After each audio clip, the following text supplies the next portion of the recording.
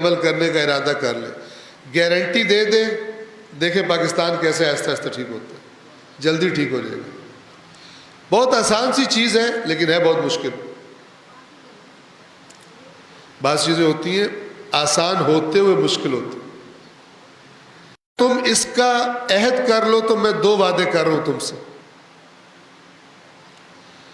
پہلا وعدہ یہ کر رہا ہوں، یغفر لکم ذنوبکم یصلح لکم اعمالکم، اگر تم باتوں میں ہیرا پھیری کرنا ترک کر دو، جب بات کرو سیدھی بات کرو، تو میں اللہ تم سے پرومس کر رہا ہوں پہلا ہدیہ تمہیں یہ دوں گا، تمہارے آئندہ کے تمام اعمال کی اصلاح کر دوں۔ سچ کے ساتھ اللہ نے یہ چیز جوڑ دی ہے، لیکن یہ نہیں ہو سکتا کہ تم کو میں سچ نہیں بولوں گا اور مجھ سے کہو کہ میں تمہارے اعمال ٹھیک کر دوں۔ جھوٹ بدعمالیوں کی ماں ہے۔ بندہ کوئی غلط کام کرتا ہے، اس سے پوچھا جاتا ہے، جھوٹ بول کے بچ جاتا ہے، لیکن جو بندہ سچ کا پابند ہو جائے اس کے پاس فقط 2 راستے ہیں، یا سچ چھوڑے یا وہ غلط کام کرنا چھوڑ دے، ورنہ اسے بتانا پڑے گا۔ تو پہلا ہدیہ کیا ہے؟ تمہارے اعمال کی اصلاح ہو جائے گی۔ دوسرا ہدیہ کیا ہے؟ کوئی اللہ سے سوال کرے، یا اللہ میں نے سچ کو اپنا لیا تو میرے پچھلے گناہ تو معاف ہو گئے، تو مجھے یہ بتائیے اب میرے آئندہ اعمال کی تو اصلاح ہو گئی، تو جو میں پہلے کر چکا ہوں، تو فرمایا دوسرا ہدیہ یہ ہے، یغفر لکم ذنوبکم، اور اللہ تمہارے گزشتہ گناہوں کی مغفرت فرما دے گا۔ تو 23 سالوں میں نازل ہوا ہے، 40 سال میں شروع ہوا، 63 سال میں ختم ہوا، 23 سالوں میں تدریجاً قرآن نازل ہوا ہے۔ تو پھر یہ ماہ رمضان میں نزول قرآن کا کیا مطلب ہے؟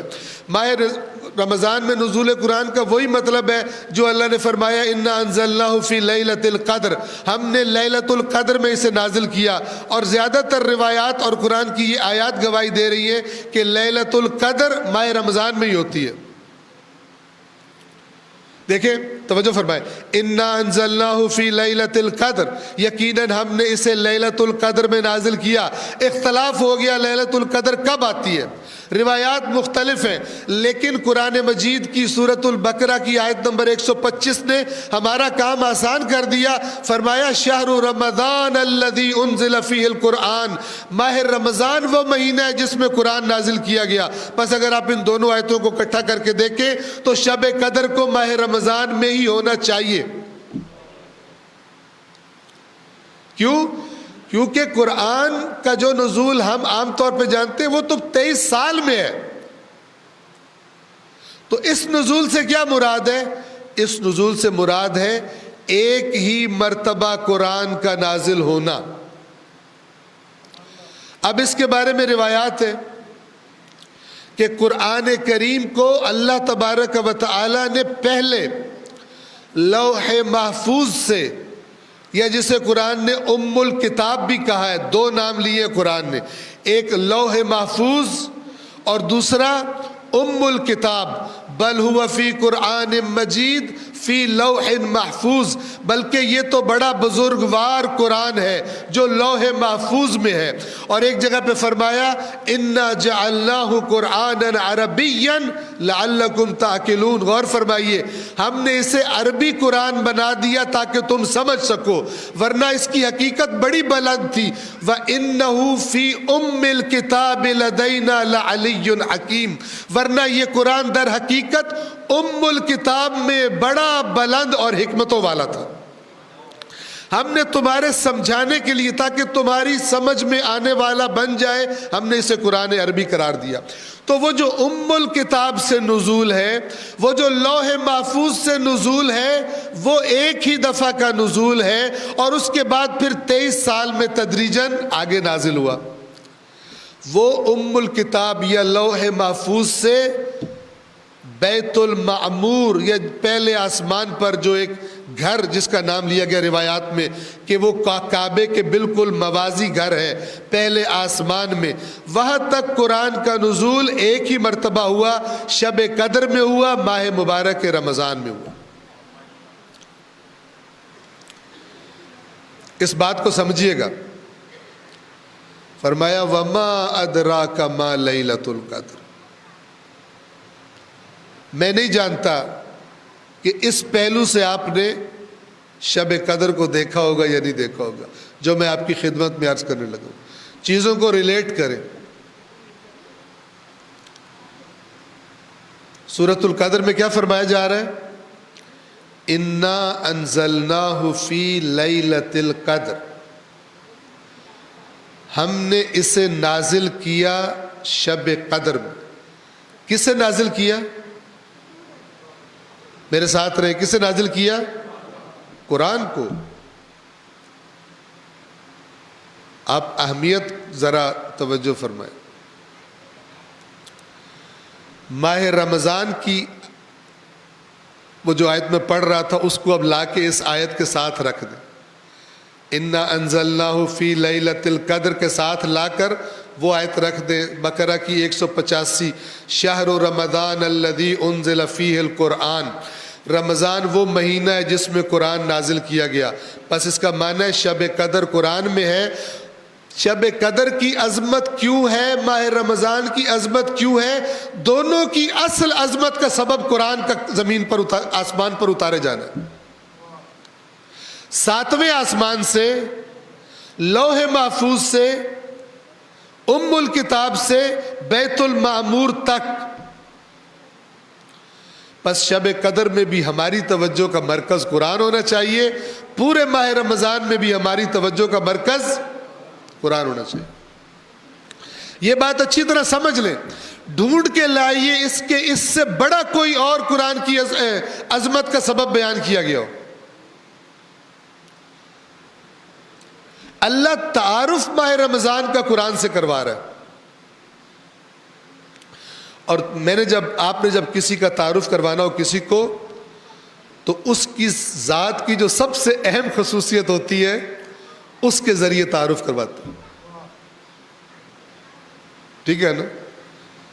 مثلا میرا تعارف آپ نے کسی کو کروانا ہو تو آپ کہیں کہ یہ فلان کے بیٹے ہیں، یہ فلان علاقے سے ان کا تعلق ہے، لوگوں کے لیے اس کی زیادہ امپورٹنس نہیں ہوگی۔ لیکن جب آپ میرا تعارف کروائیں گے جناب یہ دینی طالب علم ہے، یا آپ حسن ظن کر کے کہیں گے یہ عالم دین ہے، تو یہ لوگوں کے لیے امپورٹنس، لوگ اس کو اہمیت دیں گے۔ یہ آپ کو ایک سادی سی مثال دوں، آپ کو اچھی طرح سمجھ آ جائے گا۔ میں جملہ بولتا ہوں، آپ مکمل کیجئے گا تاکہ یہ آیت آپ کو اور اچھی طرح سمجھ میں آ جائے۔ میں آپ سے کہتا ہوں 1947 وہ سال ہے کہ جس میں آپ کیا کہیں، کیا ہوا تھا؟ جی، پاکستان آزاد ہوا تھا۔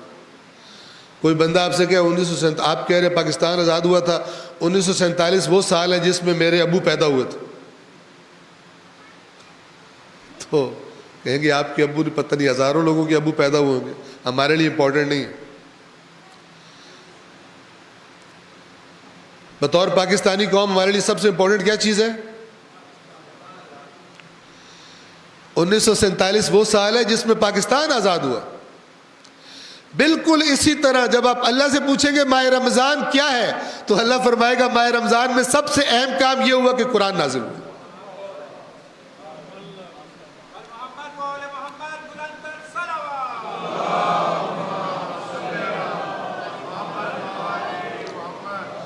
فرمایا انا انزلناہ فی لیلۃ القدر، ہم نے اسے لیلۃ القدر میں نازل کیا۔ قدر عربی زبان میں کسے کہتے ہیں؟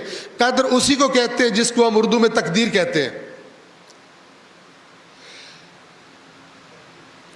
آپ شب قدر میں بیٹھ کے دعائیں کرتے ہیں، آپ کو بتایا گیا، آپ نے روایات سنی کہ اس رات میں مثلاً پورے سال کا فیصلہ ہو جاتا ہے۔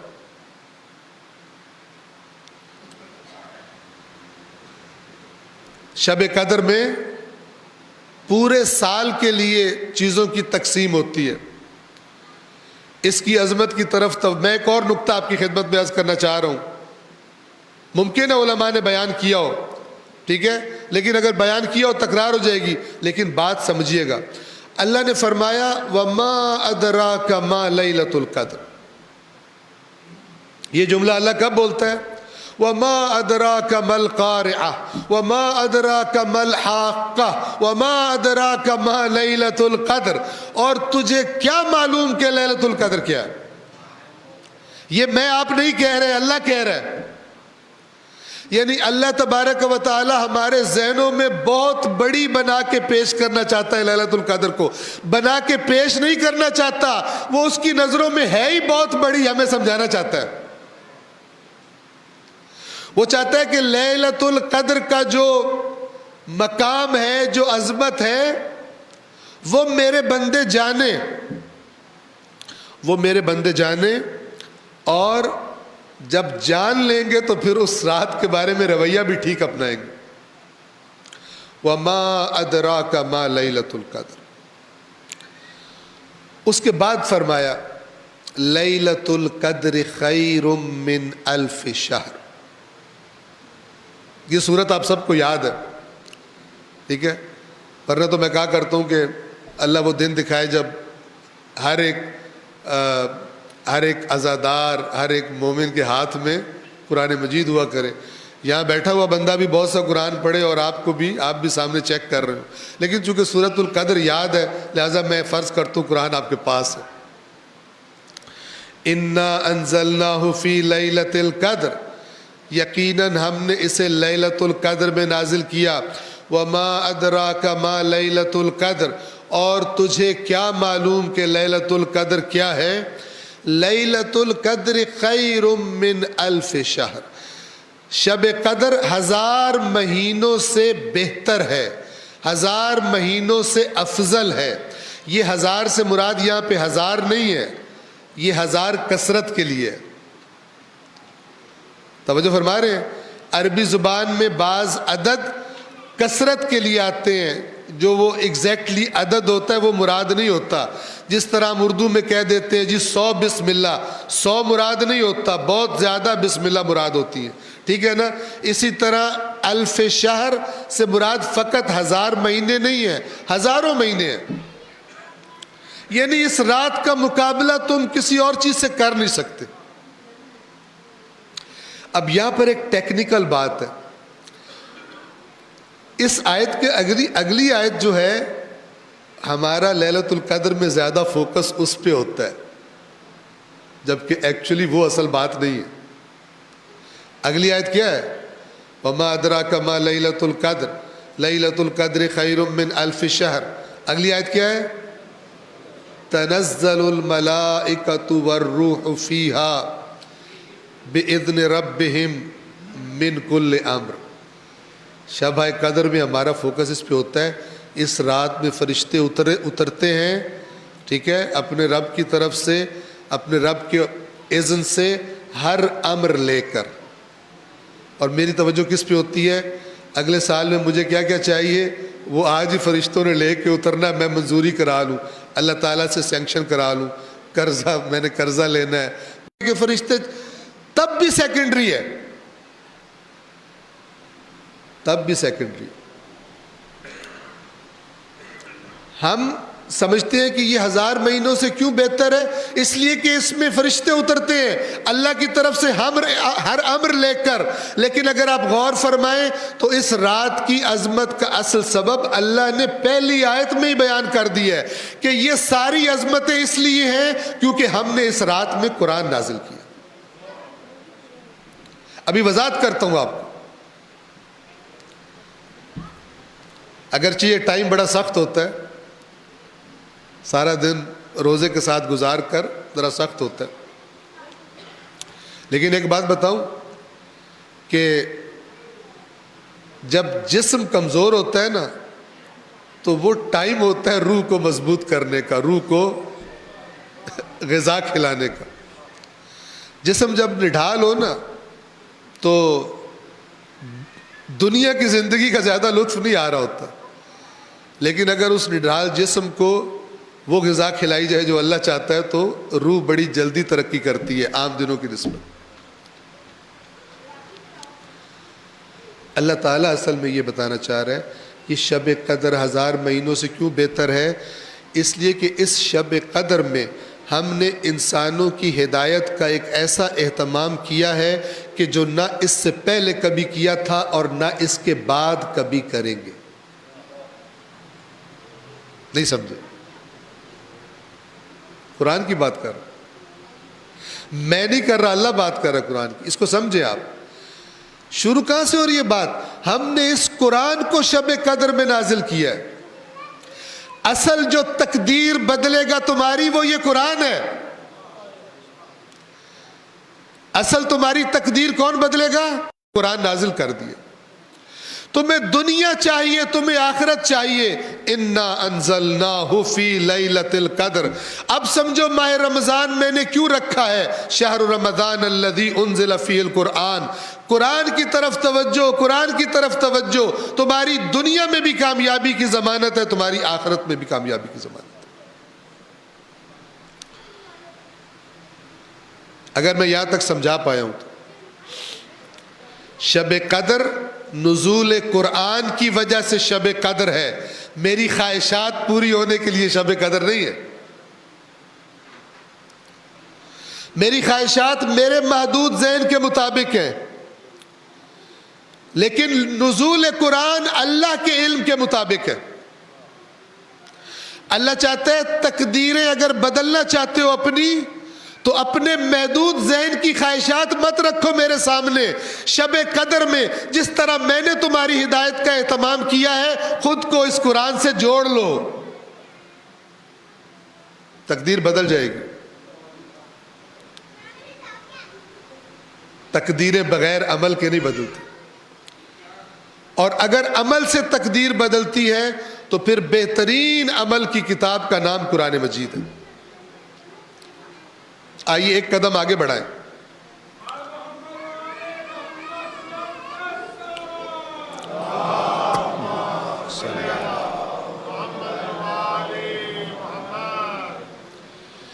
ماہ رمضان جس میں قرآن نازل ہوا، اللہ یہ کہنا چاہ رہا ہے کہ ماہ رمضان میں باقی بھی بہت ساری عبادات کی طرف توجہ کرنا، توبہ کرنا، استغفار کرنا، روزے رکھنا، غریبوں کی مدد کرنا، لیکن سب سے ٹاپ کی جگہ میرے قرآن کو دینا۔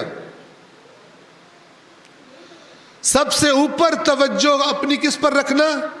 میرے قرآن پہ رکھنا۔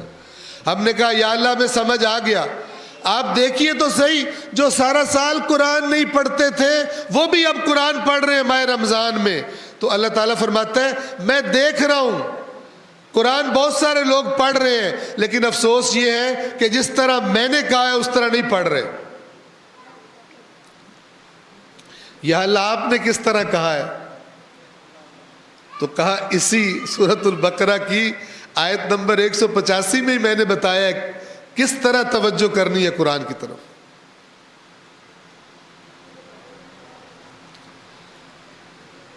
شہر رمضان الذی انزل فیہ القرآن، رمضان وہ مہینہ ہے جس میں قرآن نازل کیا گیا۔ یا اللہ قرآن کیا چیز ہے؟ قرآن کی طرف کیسے توجہ کریں؟ تلاوت تو کر رہے ہیں، کئی لوگ تو کئی بار قرآن کو ختم کر رہے ہیں ماہ رمضان میں، یا اللہ کیا کرے؟ تو اللہ نے فرمایا جیسے ماہ رمضان کا تعارف مجھ سے سن لیا ہے کہ اس کی اصل عظمت قرآن کے نزول کی وجہ سے ہے، تھوڑا سا قرآن کا تعارف بھی سن لو تاکہ قرآن پڑھنے کے بارے میں تمہارا رویہ ٹھیک ہو جائے۔ قرآن کیا ہے؟ فرمایا ھدی للناس، یہ لوگوں کے لیے ہدایت ہے۔ اس طرح پڑھو کہ ہدایت ملے، اس طرح پڑھو کہ کیا ملے؟ سادہ ہے، پیچیدہ بات نہیں ہے۔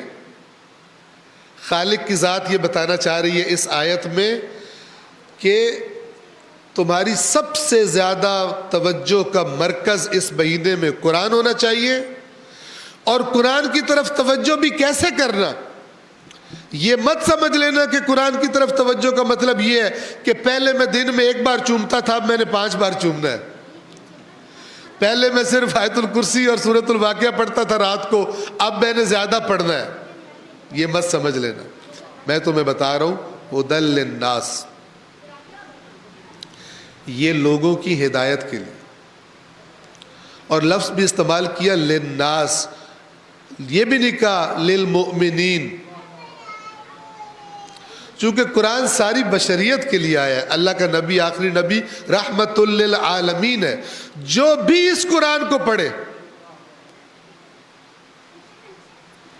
عربی زبان میں تلاوت اس کی اہمیت میں کوئی شک نہیں، لیکن جس کی زبان عربی نہیں ہے وہ ہدایت نہیں لے سکتا، چاہے ساری عمر چپکا رہے قرآن سے.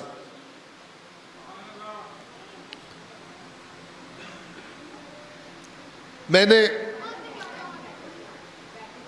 پچھلے سال بھی حتماً قرآن مجید کی بات کی ہوگی.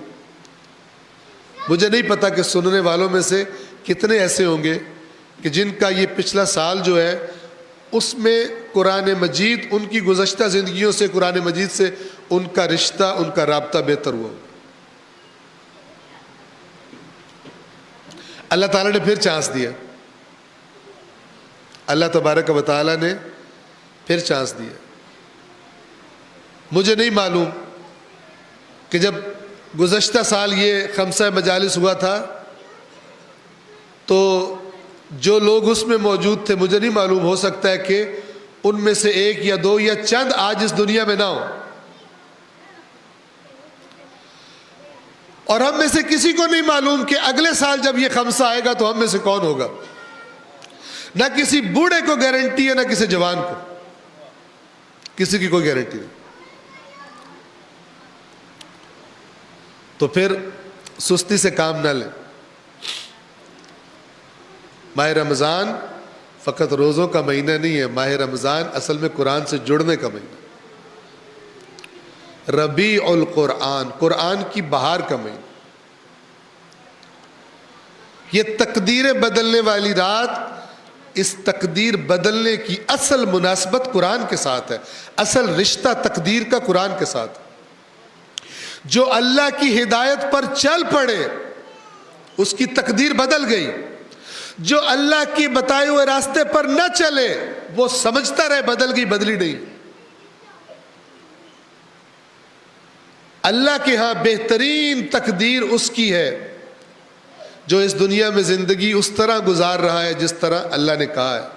اور اللہ سے جو جاننا چاہتا ہے کیسے گزاروں، اس پوری کائنات میں قرآن سے بہتر کوئی چیز آپ کے پاس موجود نہیں.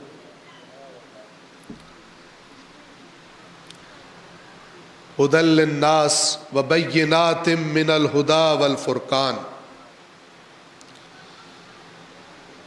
اللہ تعالیٰ نے یہاں پر اکتفا نہیں کیا لوگوں کے لیے ہدایت ہے، اور زور دیا،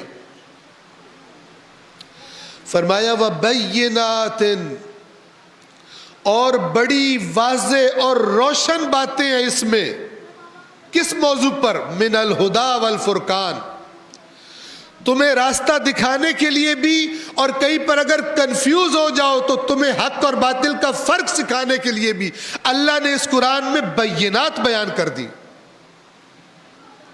آ کر دیکھو تو صحیح، آ کر پڑھو تو صحیح. اصل میں یہ ہے اللہ کا دسترخوان جس پر آپ کو مہمان بنایا گیا ہے. اس دسترخوان کا اصل نام قرآن ہے. دسترخوانوں پہ تو کھانے سجتے ہیں، اللہ بھوکا اس لیے رکھتا ہے کہ اس دسترخوان سے کھاؤ، یعنی ہدایت کی غذا کھاؤ.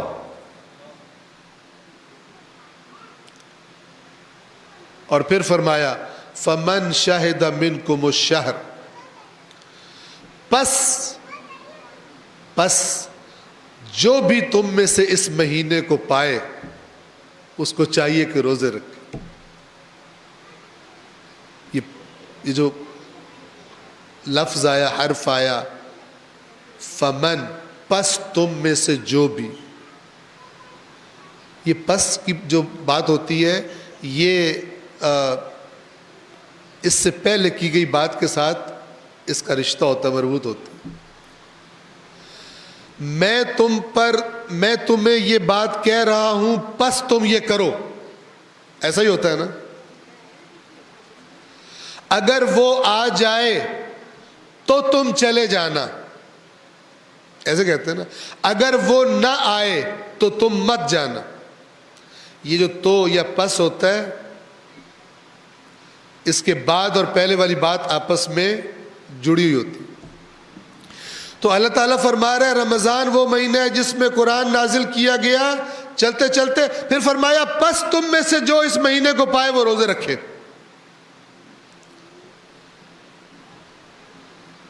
آگے اللہ بتا بھی دے گا کہ روزے در حقیقت اللہ کی اس عظیم ہدایت کی عطا پر شکر گزاری کا نام روزہ ہے.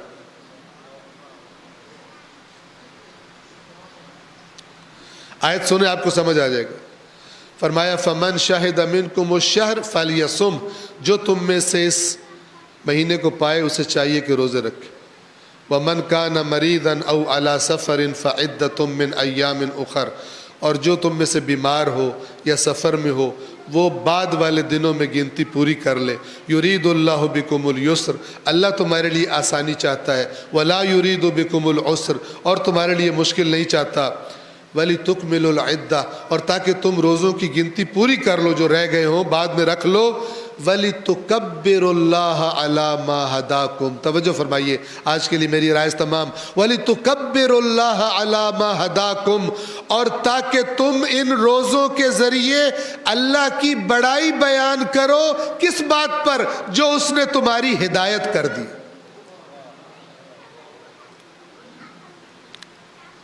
نہیں سمجھے؟ اس کے روزے رکھو تاکہ تم اللہ کی بڑائی بیان کر سکو. یہ بیان میں اردو میں کہہ رہا ہوں. ان روزوں کے ذریعے اللہ کی کبریائی کر سکو. کس بات کے شکر میں؟ علی ما ہداکم, جو اس مہینے میں اس نے قرآن کی شکل میں تمہاری ہدایت کا بندوبست کر دیا. اس پر تم اللہ کی تعریفیں کرو. وَلَعَلَّكُمْ تَشْكُرُونَ, اور تاکہ تم اللہ کا شکر ادا کرو.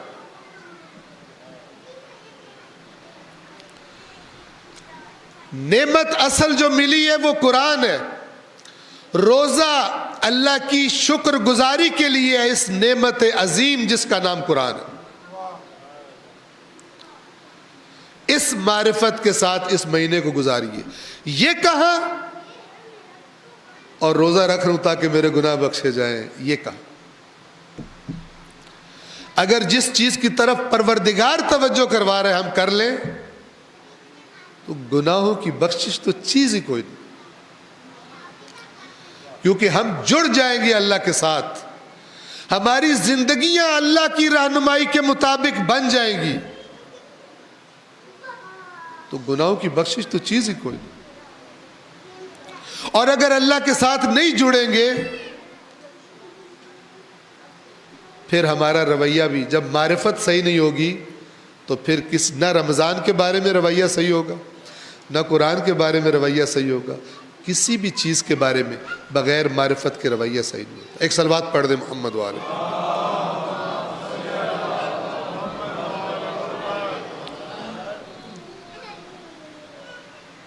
معرفت کی بات میں نے کی کہ معرفت جب تک نہ ہو, شناخت جب تک نہ ہو, کسی چیز کی پہچان جب تک نہ ہو, اس کے ساتھ کیا رویہ رکھنا چاہیے, اس کا ہماری زندگی میں کیا مقام ہونا چاہیے, ہم کبھی بھی صحیح ڈیسائیڈ نہیں کر سکتے. تو جس طرح ماہ رمضان کی معرفت ضروری, جس طرح روزہ کیوں ہے اس کی معرفت ضروری, جس طرح قرآن مجید اور اس کے ساتھ کیا رویہ ہونا چاہیے اس کی معرفت ضروری, اسی طرح ایک اور ہستی کی معرفت ضروری ہے جس کا نام علی ابن ابی طالب.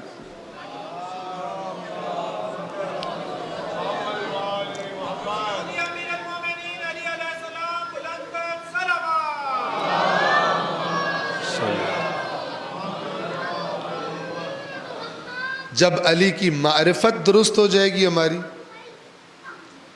تو پھر مولا کے ساتھ رویہ بھی ہمارا صحیح ہو جائے گا. لیکن اگر ہم مولا علی کو جیسے وہ ہیں ہم کما حقہ علی کیا ہے ہم نہیں پہچان سکتے. علی بہت اونچے, آپ کو پتہ ہے علی نام کا مطلب کیا ہے؟ آپ کے ذہن میں آئے گا اونچا، بلند، یہ مطلب نہیں ہے. وہ ہوتا ہے عالی، عین الف لام، یہ عالی اونچا ہوتا ہے. علی اس اونچے کو کہتے ہیں جس نے کبھی پستی نہ دیکھی ہو. توجہ فرما رہے ہیں؟ دائمن بلند، دائمن بلند کو علی کہتے ہیں. عالی عربی زبان میں فقط یہ بتا رہا ہے اس وقت اونچا ہے، یہ نہیں بتا رہا پہلے اونچا تھا یا پہلے نیچے تھے، یہ بھی نہیں بتا رہا تھوڑی دیر بعد نیچا ہو جائے گا یا اونچا ہی رہے گا. لیکن علیٌ دائمن اونچا رہنے والے کو کہتے ہیں، دائمن بلندی والے کو کہتے ہیں. تو ہم ان کی ذات کی مکمل معرفت تو نہیں رکھ سکتے، لیکن جتنی رکھ سکتے ہیں وہ تو صحیح ہونی چاہیے. جب وہ صحیح ہو جائے گی تو رویہ بھی صحیح ہو جائے گا. اور علی کی معرفت جس کو عطا ہوئی ہے وہ جانتا ہے کہ علی کا سب سے بڑا حق ہماری گردن پر علی کی اطاعت ہے. علی کو اس دنیا میں سب سے زیادہ جنہوں نے دکھ دیا وہ تھے جنہوں نے ان کی اطاعت نہیں کی. بیعت کر کے اطاعت نہیں کی. ایک تو ہے نا رسول اللہ کے بعد وہ ظاہری خلافت نہ ملی، وہ بھی دکھ کی بات ہے. لیکن جب ظاہری خلافت ملی تو اب توقع کیا ہے؟ اب توقع یہ ہے کہ بات مانی جائے گی. جس طرح پہلوں کی مانی گئی اب علی کی بات مانی جائے گی. لیکن علی اتنے مظلوم ہیں کہ جنہوں نے بیعت کی کچھ عرصے کے بعد وہ بھی علی کی بات نہیں مانتے. اور ابھی جو شبیں آ رہی ہیں، ایک علی میرے مولا کو ضربت لگنے کی شب ہے اور ایک میرے مولا کی شہادت کی شب ہے. میں معرفت کی بات کر رہا ہوں، ذرا اپنے مولا کی معرفت کی ایک جھلک دیکھیے. ہمارے مولا کی معرفت ان کے کلام سے سب سے بہتر ان کو پہچانا جا سکتا.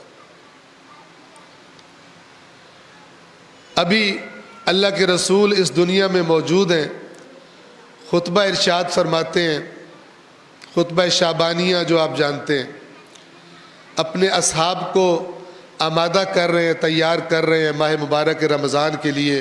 ماہ مبارک رمضان کے فضائل بیان کر رہے ہیں، اعمال بیان کر رہے ہیں، دعاؤں کی تاکید کر رہے ہیں، مناجات کی تاکید کر رہے ہیں، غریبوں کا خیال رکھنا، بڑوں کا احترام کرنا، چھوٹوں سے محبت کرنا، ساری تاکیدات اللہ کے نبی فرما رہے ہیں. جب خطبے کے اختتام پر پہنچے، مولا کائنات کھڑے ہوئے. کائنات کے عظیم ترین شاگرد نے کائنات کے عظیم ترین استاد سے ایک سوال کیا. مدینۃ العلم سے سوال کیا، باب مدینۃ العلم. سوال سنیے اور جواب سنیے. میرے مولا نے اٹھ کر سوال کیا، یا رسول اللہ، اس مہینے یعنی ماہ رمضان کا بہترین عمل بتائیے. علی کہتے ہی اس کو ہے جو بہترین سے کم پہ راضی نہ ہو. آپ نے اعمال بہت سارے بتائے، یا رسول اللہ یہ بتائیے کون سا کام ہے کہ اگر انسان کر لے تو پھر اس نے ماہ مبارک کا بہترین کام کر دیا. اللہ کے نبی نے فرمایا، علی اس مہینے کا بہترین کام ہے گناہ سے بچنا. گناہ چھوڑ دے. جو ماہ مبارک رمضان میں گناہ چھوڑ دے، کوئی ایسا بندہ نہیں ہوگا جس نے اس سے بہتر کوئی کام ماہ رمضان میں کیا ہو. کوئی نہیں ہوگا، جتنی تلاوتیں کی ہو، جتنی نمازیں پڑھی ہو. آپ جانتے ہیں یہ کیوں فرمایا اللہ کے نبی نے؟ اللہ کے نبی نے قرآن ہی کی رہنمائی سے فرمایا. چونکہ اللہ نے فرمایا روزہ اس لیے ہے تاکہ تم گناہ چھوڑ دو، تقویٰ ہو جائے. تو پھر سب سے بہترین رزلٹ ماہ رمضان کے بعد کس کے نمبر آئیں گے؟ جو گناہ چھوڑ دے۔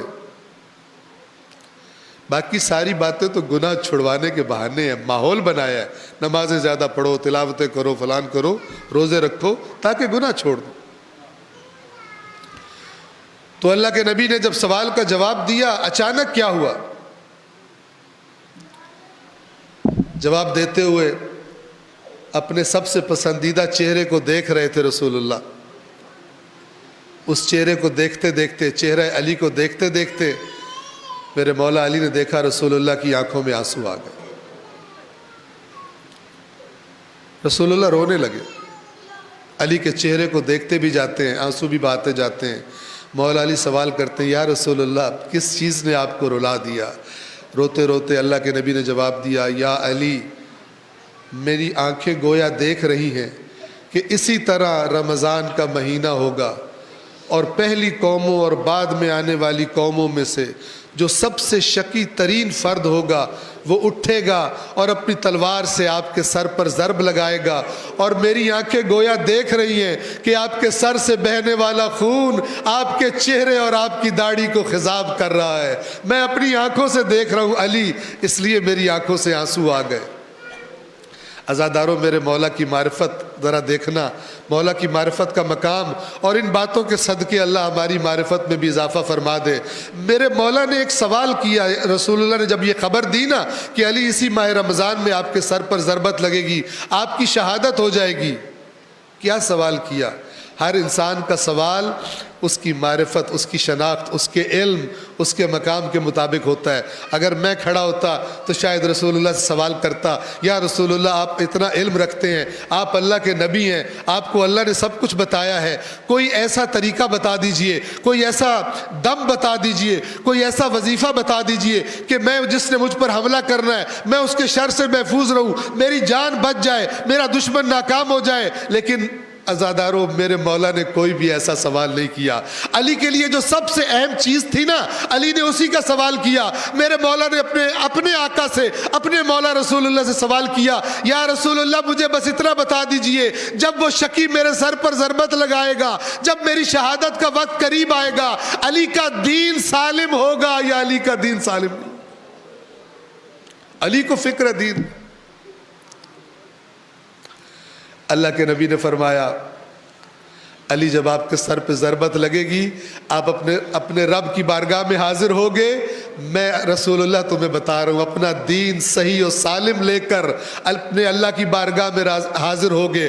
بس یہی سے سمجھ جانا کہ کیوں جب ضربت لگی تو میرے مولا نے اپنی کامیابی کا اعلان کیا۔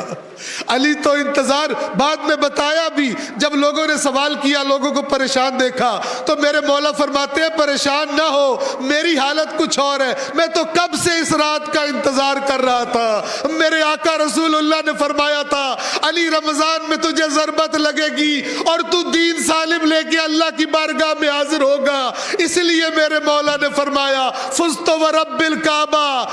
کوئی کچھ سمجھتا رہے، رب کعبہ کی قسم آج علی کامیاب ہو گیا، آج علی اپنا دین سالم لے کر اپنے خالق کی بارگاہ میں جا رہا ہے۔ الا لعنت اللہ علی القوم الظالمین وسيعلم الذین ظلموا ای منقلب ینقلبون۔ پروردگار ہماری اس عبادت کو، اس ذکر کو اپنی بارگاہ میں قبول فرما۔ پروردگار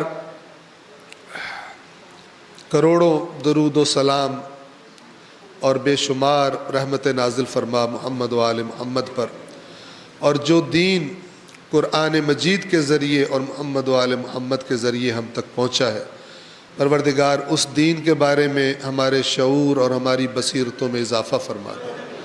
پروردگار جو زندگیاں ہماری باقی بچی ہیں، تو جانتا ہے کتنے دن باقی ہیں، ان زندگیوں کو قرآن مجید اور اہل بیت اطہار کی تعلیمات کے سائے میں گزارنے کی توفیق عطا فرما۔ پروردگار ترک گناہ کے لیے ماہ رمضان کے روزے تو نے فرض کیے، قرآن مجید کی شکر گزاری کے لیے ماہ رمضان کے روزے تو نے فرض کیے۔ پروردگار اس مہینے میں قرآن مجید کے ساتھ بہترین اور کبھی نہ ٹوٹنے والا رشتہ استوار کرنے کی ہم سب کو توفیق عطا فرما۔ پروردگار ترک گناہ کی ہم سب کو توفیق عطا فرما۔ پروردگار جو مومنین بیمار ہیں بالخصوص جنہوں نے دعا کے لیے کہا ہے سب کو شفائے کاملہ و عاجلہ عطا فرما۔ پروردگار ہمارا ملک، ہمارا عزیز وطن پاکستان مشکل حالات سے گزر رہا ہے، پروردگار ہمارے ملک پر ہم پر رحم فرما۔ وہ لوگ جو پاکستان کے مخلص نہیں ہیں، اگر قابل ہدایت نہیں، پروردگار ان کے شر سے اس ملک اور اس قوم کو نجات عطا فرما۔ جو ہم پہ رحم نہیں کرتے انہیں ہمارے سروں پہ مسلط نہ فرما۔ پروردگار ہمارے وہ گناہ، بطور قوم ہمارے وہ گناہ جن کی وجہ سے ہم آج یہ دن دیکھ رہے ہیں، ہمیں ان گناہوں کی طرف متوجہ ہونے کی اور ان کو ترک کرنے کی اور ان سے توبہ کرنے کی توفیق عطا فرما۔ اے پروردگار ہمارے مرحومین گزشتگان، بالخصوص خلیفہ خاندان کے مرحومین، ہماری ملت کے شہداء، پروردگار سب کو اپنی خصوصی رحمتوں میں جگہ عطا فرما۔ پروردگار ہم سب کا خاتمہ اس دنیا سے خیر پر اور ایمان پر فرما۔ اللہم صلی علی محمد و آل محمد۔